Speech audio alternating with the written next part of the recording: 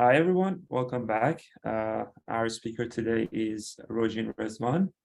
Rojin is currently a fourth-year PhD student at the University of Texas in Austin, where she's advised by Shuchi Chawla. And before that, she got her master's degree at the University of Wisconsin-Madison. And her research interests are in algorithmic game theory, mechanism design, and its connections with other domains such as fairness and decentralized systems. And today she will tell us about fairness in auctions. Take it away. Yeah, thank you. Hello, everyone. Today I'm going to talk about individual fairness in ad auctions where we have multiple slots for sponsored search. This is a joint work with my advisor, Shuchi Chawla and Nathaniel Sarberg, and it appeared in Fork 22.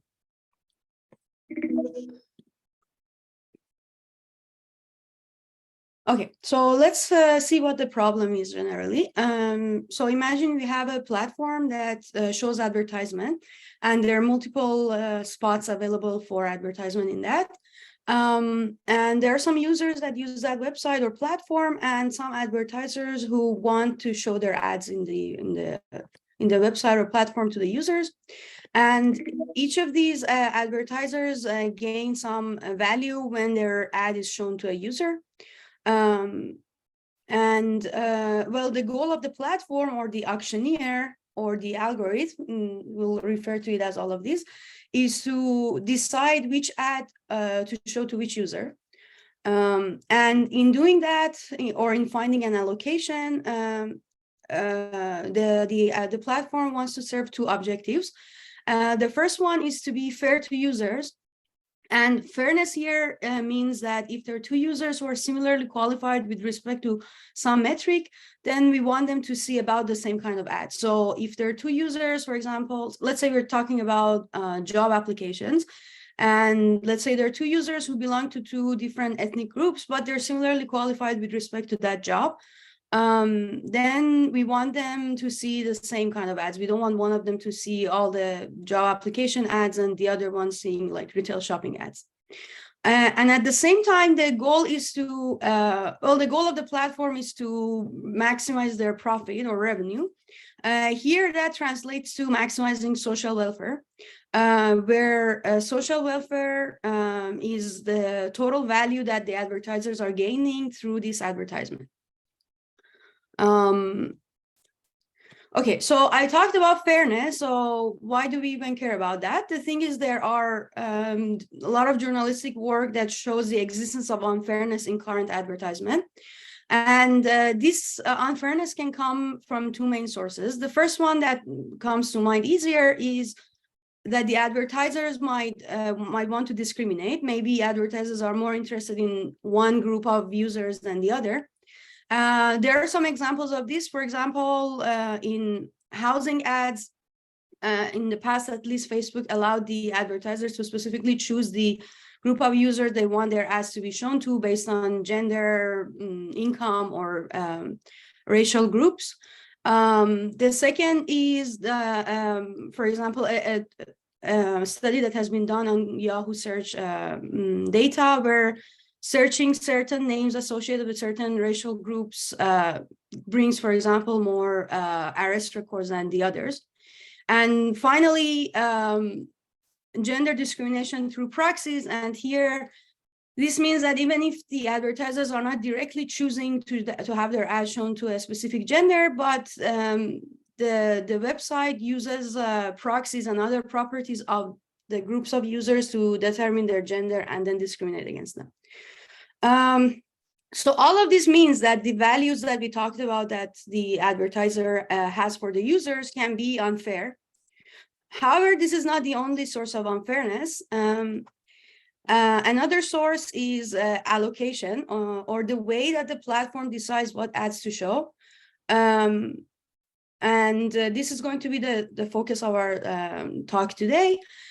And so here we are assuming that even if the advertisers are not discriminating at all and they're completely fair, again, we can have fairness.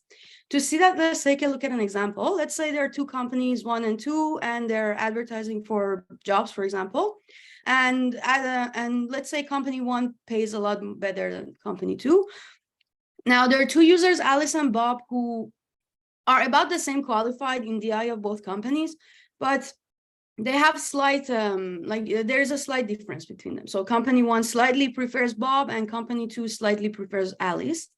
Now, if, for example, our allocation mechanism or algorithm is to just show whoever's ad that pays the most, then we would have to show company 1's ad to Bob and company 2's ad to Alice.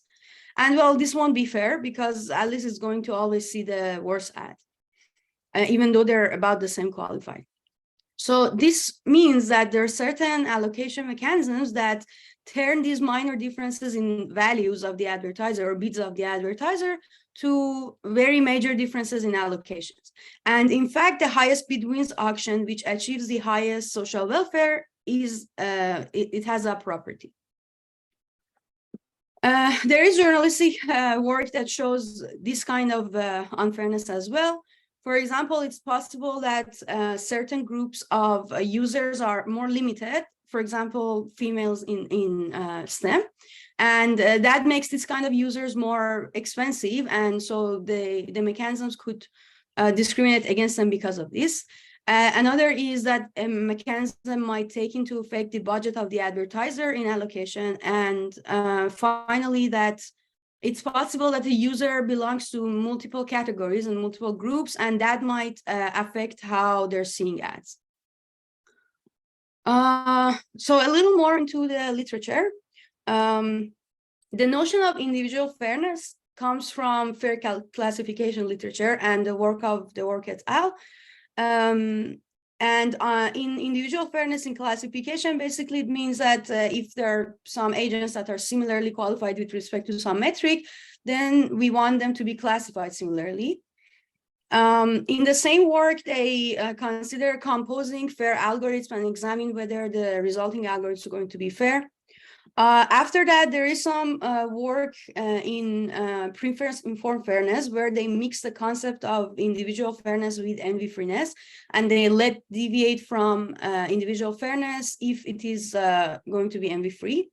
And finally, work that shows that preference-informed group fairness might actually increase the social welfare or performance of the platform. This work, the work I'm going to talk about today, it builds on the model of Chalo et al. And the multi-category fairness of Diork and Ilvento. There is similar work done in the Bayesian setting. So the setting we're considering, we're assuming that the values of the advertisers are given to us directly. But in the Bayesian setting, the assumption is that these values are coming from a distribution that we know of, but we don't know the exact values. So in this setting, what's considers two allocation mechanisms and examines like what guarantees they get on fairness and social welfare. And Esiadi and Weinberg also examine the trade-off between social welfare and fairness. We consider two algorithms in our work, proportional allocation and inverse proportional allocation. Both of them come from work of Chalo et al. However, this is in those papers they're considering single slot setting, whereas we generalize to multi-slot settings. Okay, so for the rest of the talk, I'm going to talk more specifically about what our setting is, both for single and multi-slot, and then we'll see what exactly the definitions of fairness are that we're considering, and finally we'll see the allocation algorithms that would serve those fairness constraints, and then we'll also see what social welfare guarantees we get for them.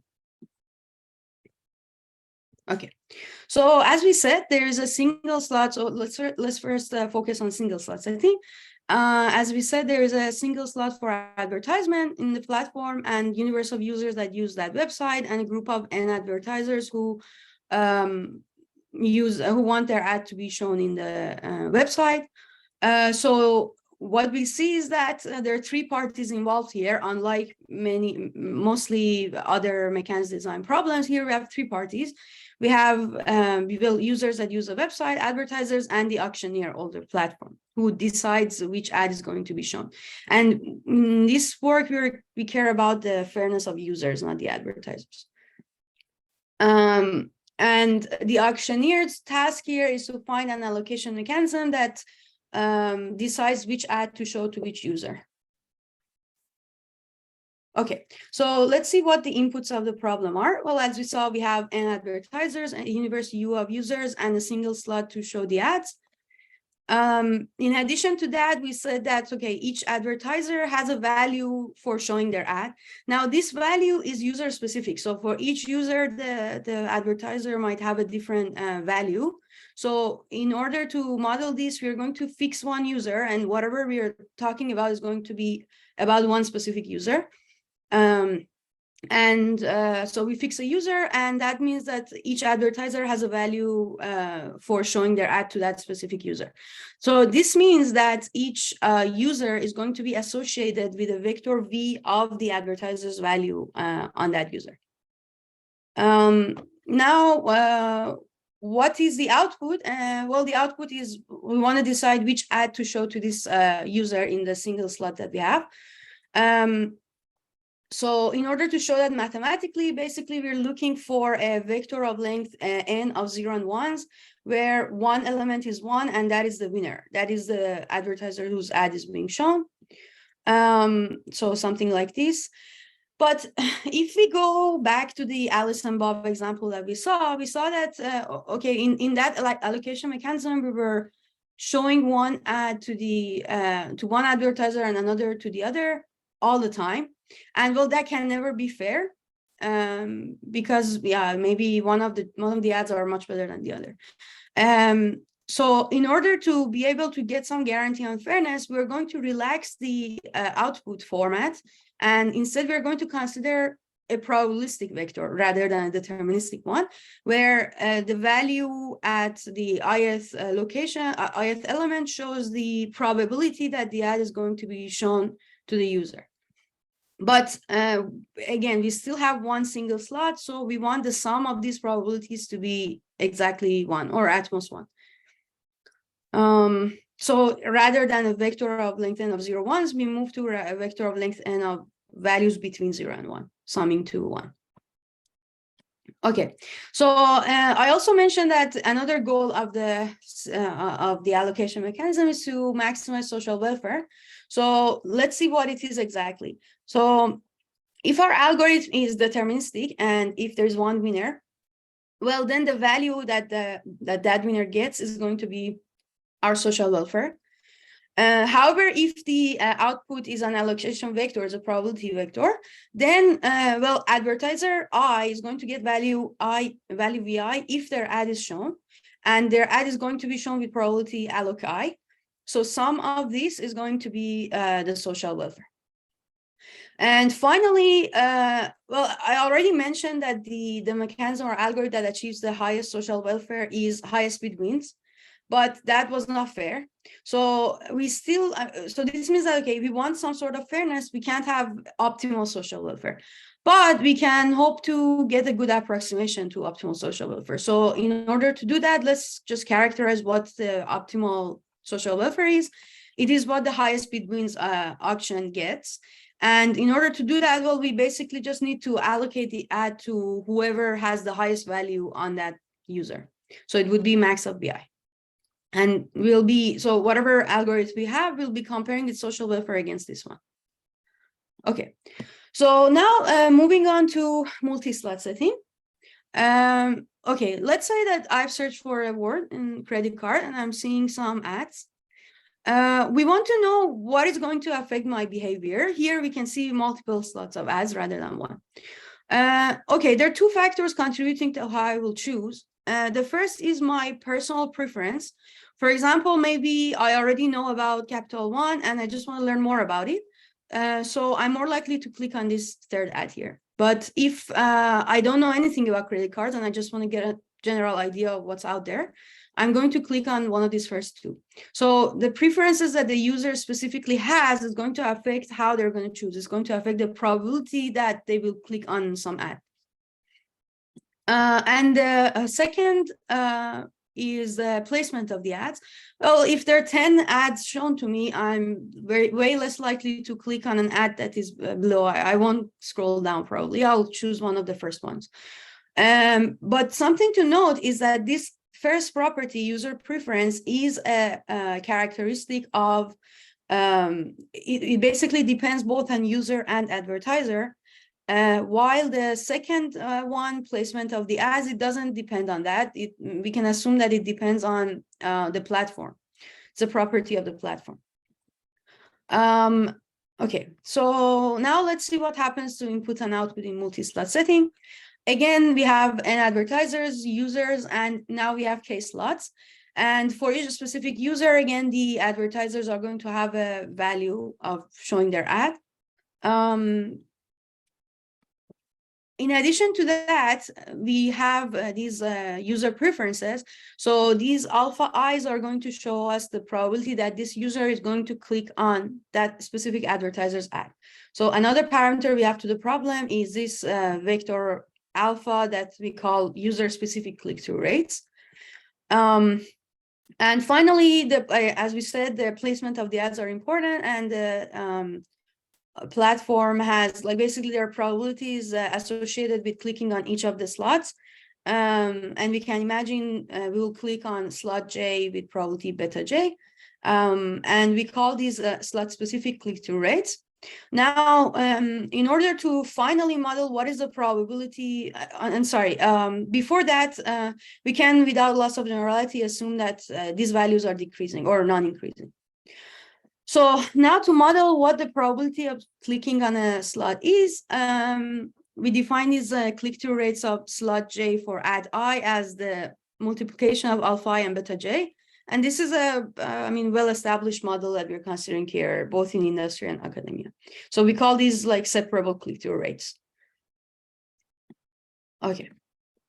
So what are the outputs? So in the single slot setting, it was easy. I just needed to decide which advertiser's ad I want to show. But now we have k slots. So in addition to choosing k of the advertisers, I also need to decide where each of these ads are going to be shown, because as we said, it's important where we're showing them. So now, rather than having a vector of allocations for output, we need a matrix of allocation where the ijth element is the, it shows the probability or whether the ith ad is being shown in jth slot. So in the deterministic case, again, we have something like this, and note that if we have a 1, it means that we are allocating that slot to that advertiser. And we also need to have exactly one in each column, because we can allocate it at most 1. And each row also needs to be at most 1, because at a time, each ad is going to be shown once. Like, we don't want to show one ad twice to one user at the same time. So now again, we move on to a probabilistic case because of the same reasons for fairness. And we get a matrix with values between 0 and 1, where each element is showing the probability that that ad is being shown in that slot. So this is a probability that, for example, ad 2 is being shown to the user at slot 2. And again, we should have the same properties. Sum of values in each column should be 1, and sum of values in each row, it has to be at most 1. Okay, so we talked about separable click-through rates. Now we want to see what happens to social welfare. So let's say that winners are I1 to IK, and they're appearing at slots 1 to K. Then we claim this is going to be the social welfare. Well, for example, VI1 alpha I1 is the value. VI1 is the value that the advertiser gains, and this is the probability that that slot is going to be clicked on. So the sum of this is going to be social welfare. And well, if we have an allocation matrix with probabilities, well, it's again the same thing. for each ad and for each slot, we compute the value that they will gain if the ad is clicked on. And alloc ij is really the probability that that is showing. And we sum over all slots and all advertisers. And again, unfair opt is highest bid wins auction. And that is going to be as follows. So we already know that these B1 to BK are like they're non-increasing. So what we really need to do is to find, is to sort the advertisers based on the decreasing values of alpha V, so alpha IVI, or what we refer to later as effective values. And then start from the beginning and allocate like this. So it is the same idea of like picking the max, except we're picking the K top values here. Okay, so now that we saw the setting, let's see what definitions we have for fairness. Okay, let's see that with an example. So again, let's say two companies, A and B, and Alice and Bob. So to maximize social welfare, we saw it was the highest bid wins auction. So in that case, Alice will always see ad B and Bob will always see ad A. We said that we don't want something like this. So in other words, any deterministic strategy is going to be unfair. But now we want to define fairness. So there are two things we need to do. First, we need to decide how we're going to measure if two users are close or how close. And second is we want to measure how two allocations are close. So in order to measure closeness of two users, we're going to use point-wise multiplicative closeness. So let's say there are two users, U and U prime, and V and V prime are the associated bid vectors of the advertisers on them. So the metric we'll use for closeness of them is this lambda, where basically we take the ratio between all of the advertisers bid and take the maximum over that. So alpha is going to be our parameter, but instead we're going to use some f of lambda for the closeness. And this f of lambda is going to be governed by some factor L here. The type of function f is that it starts from 1 to infinity and it only gives us values between 0 and 1. And this is important because we're going to use this f of lambda to bound difference of allocations, and allocations are values between 0 and 1. So we want f of lambda to be something between 0 and 1. And so the L factor here is going to show itself later in social welfare as well. So it is going to give us sort of a trade-off between social welfare and fairness. And the L just shows how fast this line is going to grow. Okay, so once we have lambda as a factor of closeness between the two users, we are going to use additive closeness between the allocations. So for example, in a single slot setting, if we get alloc V for the first user and V prime for the second, then we want L distance additive closeness, meaning that for every advertiser, we want the probability that their ad is being shown to the two users to be very close, to be bounded by f of lambda. And one thing to note here is that neither the definition of multiplicative closeness of the users nor the closeness of allocations depends on any specific user. And this is important because then it will stop the platform from being able to like collude with any specific advertiser. Okay, so to officially see the definition of fairness in single slot, we call this value stability.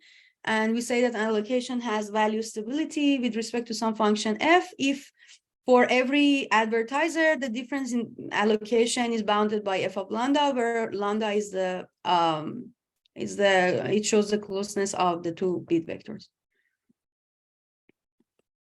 Okay, so moving to multi-slot setting, again, we need to answer these two questions. We want to measure closeness of users and measure closeness of allocations.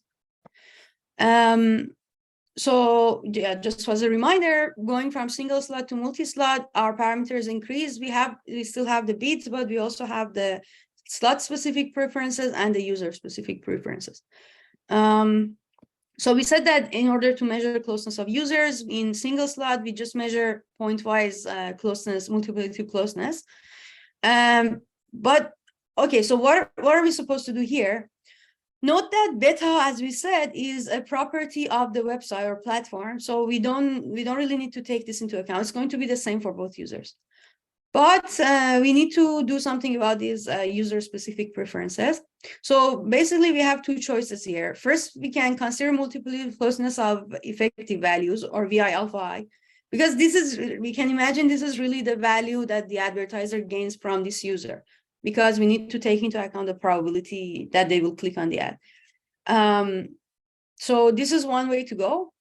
But maybe we also want to know separately what the effect of values is. So we consider the closeness of values as well. So how do we measure closeness of allocations? Where in the single slot setting, we said that we take these two allocations, consider the difference, and we want each of these elements to be bounded by f of lambda. But now note that in the multi-slot setting, we're comparing two allocation matrices. What we define for closeness of allocation really depends on how what closeness we're considering. So let's first focus on similarity of effective values. In that case, well, we can generalize what we had for single slot setting, the value stability, and say that, okay, again, we're going to consider the difference of these two matrices. And well, we want each of the elements of the matrix now to be bounded by some constant factor of f of lambda. And we can define, again, the same way value stability in the case of closeness of effective values, where for each ad and each slot, we want the allocation to be close. Okay, but we said that we're also considering closeness of values. The reason for that is that, okay, the way that we defined closeness previously, it doesn't allow us to see the effect, like a difference between effect of similarities in qualification or values or similarities in preferences. But we should also note that we can't allocate simply based on values because it's possible that an advertiser has a high value on a user, but that user is very unlikely to click on the ad. So we need to take into account these preferences in another way. So in order to see how we are going to define this, let's take a look at an example again. So let's say two companies are bidding on Alice and Bob, and they both have the same value for Alice and Bob. However, Alice and Bob have different preferences. Alice strongly prefers company one's ad, but Bob is indifferent. So in this case, we would show ad 1 to Alice and ad 2 to Bob. But now let's say Bob's preference for ad 2 decreases to 0.2. Well, in order to get good social welfare, we still need to do the same thing, show ad 1 to Alice and ad 2 to Bob, but Bob really prefers ad 1 here. So the observation that we see here is that it's not important what the values of the preferences are. It is important what the relative value of CTRs are or preferences are. And with this in mind, we're going to define this. So we're going to sort advertisers based on decreasing order of relative preferences over advertisers. And what we can say now is that if I consider sum of values in each submatrix of the first compared to the second, these two are going to be close by some factor of f of lambda. So now we define another value stability. First, let's say that the values of the two users are exactly the same. In that case, if we sort advertisers based on relative values of user preferences, then the summing over allocations on the first user is going to give us more than a second. And this holds for summing over any submatrix, over any number of any submatrix at the corner, summing over any number of advertisers or slots. But if we move this to similarly valued users, where again we have that lambda factor, we'll get this minus I times f of lambda, where I is the number of advertisers we are summing over. Okay, so now we can move on to allocation algorithms. As I said, we consider two allocation algorithms, inverse proportional allocations and proportional allocation.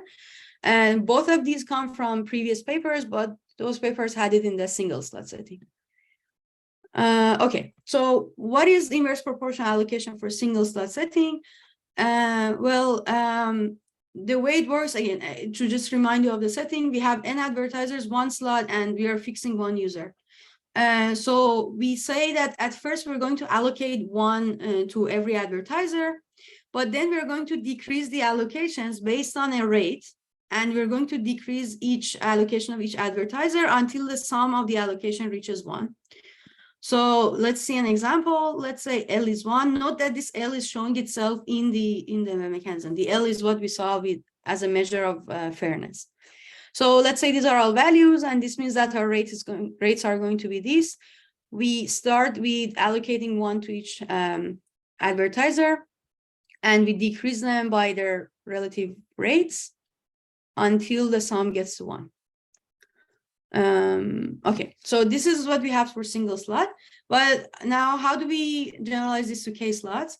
Immediate idea is to just multiply all of the allocations by k, and if one of them goes over 1, just cap it at 1. But it turns out that this algorithm, even though it guarantees value stability, it doesn't guarantee good social welfare.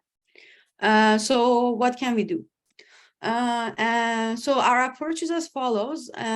First, let's focus on a warm-up example where we have k slots, but these slots are not different with each other. So we are assuming that the user preferences and the slots specific values are all 1. So once a user sees one ad, we're done. And slots are not different. So here now, again, so if you remember, I mentioned that going from single to multi-slot, we go from a vector to matrix because it's important what ad is shown where. But in this specific case that we're considering, we don't really care what ad is shown where. So again, we're looking to find a matrix, a vector rather than a matrix. Okay, so the way we solve this case is pretty much the same as a single slot case. We are going to, again, allocate 1 to each advertiser and decrease them by the rates given, but we are going to stop when the sum reaches k rather than 1. So again, considering the same example, except with 2 slots, we start with allocating 1 to each, we decrease it by the rates, and we stop when we get to sum of 2. So one thing to note about this is that we can do it for any number of slots, right? So for any j slots, I can create this vector alloc j. Okay, so now how do we generalize to k slots? First of all, so now here k slots, it has CTRs, alpha and beta can be anything. First of all, note that we need to use effective values to build. So here previously, we didn't have the alphas were all 1, so we were just using these to build this. But again, in order to get any good approximation to social welfare, we do need to take effective values. So we use these vi alphas rather than vi, and we create these vectors of alloc j for any j between 1 and k. So for any number of slots, we're going to create these alloc j vectors. And the way we are going to define our matrix is as follows. For the jth slot, we're going to consider the difference between alloc j and alloc j minus 1.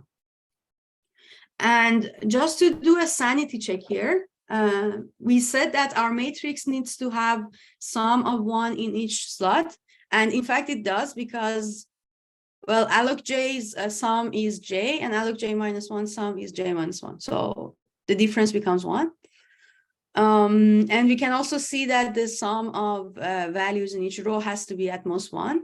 And that is because these values are going to be increasing for any advertiser because the number of slots are increasing. Okay, so what guarantees do we get for social welfare of this algorithm. Just note that in our algorithm, we did not use slot-specific CTRs, right? So we just use alphas and Vs to figure out the allocation. But we did, in fact, use user-specific CTRs, but I mean, these slot-specific CTRs are going to show themselves when we're computing prices for this auction. So the guarantee that we get for IPA algorithm is this thing here. As we can see, it depends on L, and as L becomes larger, this guarantee is going to get closer and closer to 1, and its minimum happens at 0.75. And this guarantee does not depend on the number of advertisers or the number of slots. Okay, so moving on to proportional allocation algorithm. Again, we start with the single slot setting. In this algorithm, really, we're just allocating to each advertiser based on their proportional to the rest of the advertisers. Again, to see an example, if this is V, then these are going to be our values. So like 5/10, 1/10, 4/10. To extend this to K slots, again, the immediate idea is to multiply by K, but we have the same problem here. We can't guarantee good social welfare.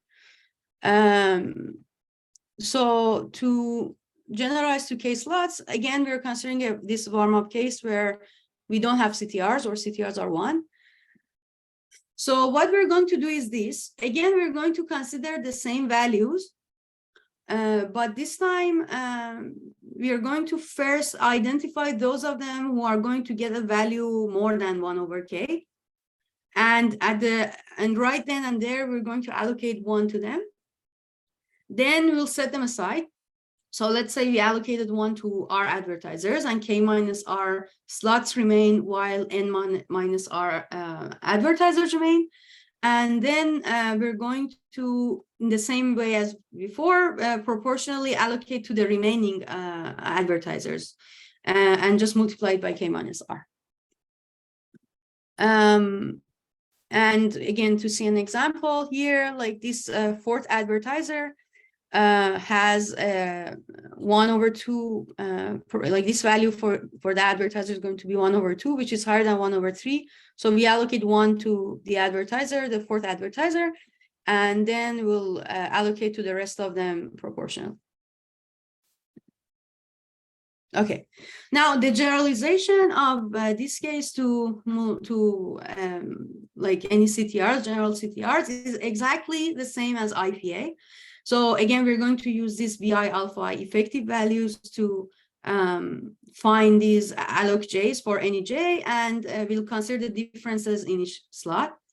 And what this really is suggesting is a method that, okay, whenever I have an algorithm that works with K slots without any CTRs, I can, and whatever guarantee I get for that with respect to fairness and social welfare, I'm just going to use this method to generalize it to any CTRs.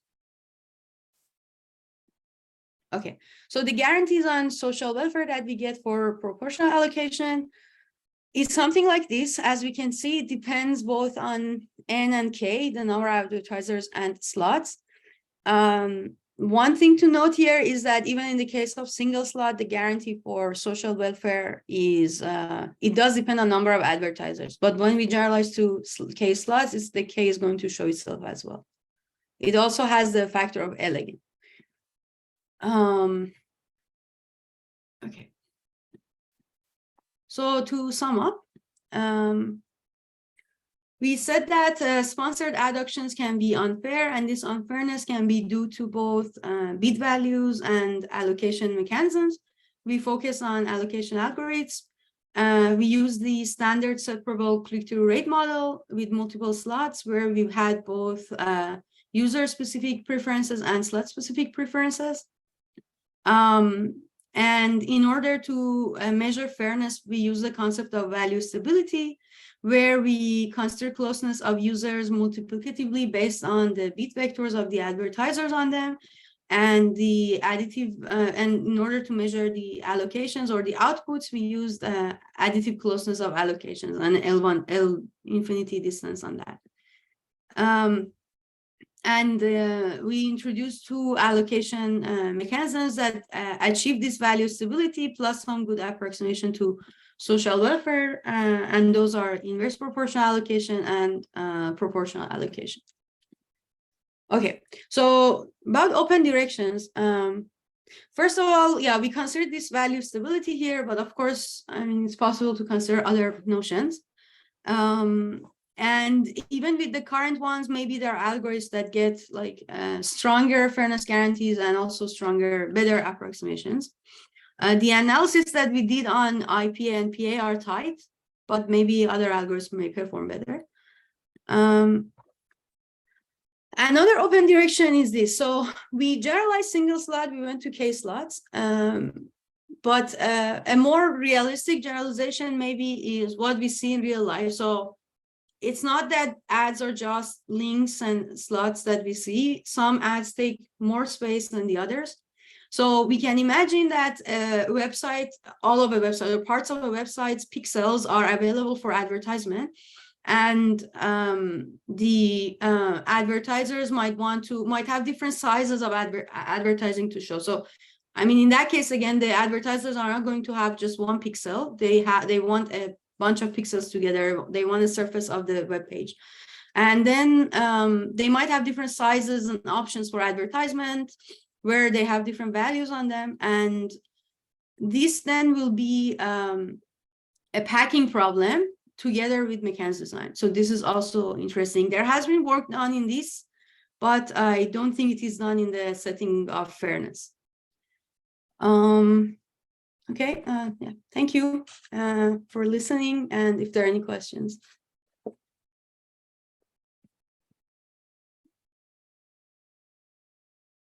Thank you, Rojin. Thank you. If there is any question, just feel free to. I have a question. Yeah, I think so. Yeah. Yeah, okay. So like, do people usually consider the version where each advertiser has some budget, and then it's like the case that, okay, so in each like for each user, you're selecting at most K advertisers, right? So in some sense, like it seems to me like these K advertisers needs to pay for their ad, and then the rest don't need to, because their ad is not shown, so they don't need to pay anything, right?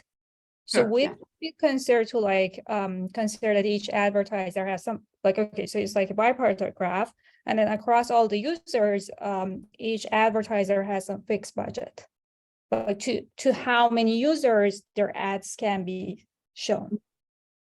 And so, then yeah, sorry, go ahead.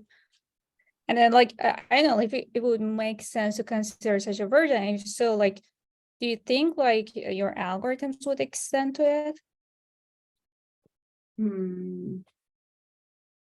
Okay, so for your first question, I'm not sure if it's done in the setting of fairness, like with objectives of fairness, but there are a lot of works in auto bidding done specifically by people in Google, where basically the options that they consider is the advertiser. It's not that the advertiser bids on each specific user. The advertiser just gives a general specs of what they want. So they give some budget, and then they give some value that they will gain, and then the platform does auto bidding on its own. I'm not sure if something like that has been done considering fairness. At least I haven't seen that. But regarding if these algorithms would work for budgets, so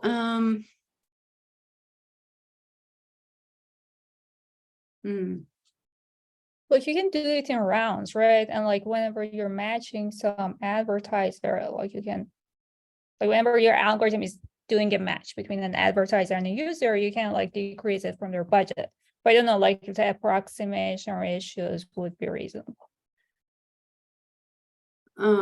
So you're suggesting that we go in rounds. So for each advertiser, we go in rounds over users, and then I see. But then, I mean, there will be question of what advertiser, like what would be the order of advertisers or users that we should go over for this advertiser. Right. Yeah. Yeah, I mean, it's an interesting question. I'm not sure if our algorithms are going to. I mean, in our work, we do present a way to compute prices so that the mechanism is truthful. Yeah, I'm not sure what happens exactly in budgets. I mean, there is still, like, again, there's work that shows that considers budgets and computes, like finds a mechanism to sell the items with budgets, but I'm not sure how it will look in this setting. But this is a really good question. Yeah, we need to think about that. Thank you. Thanks.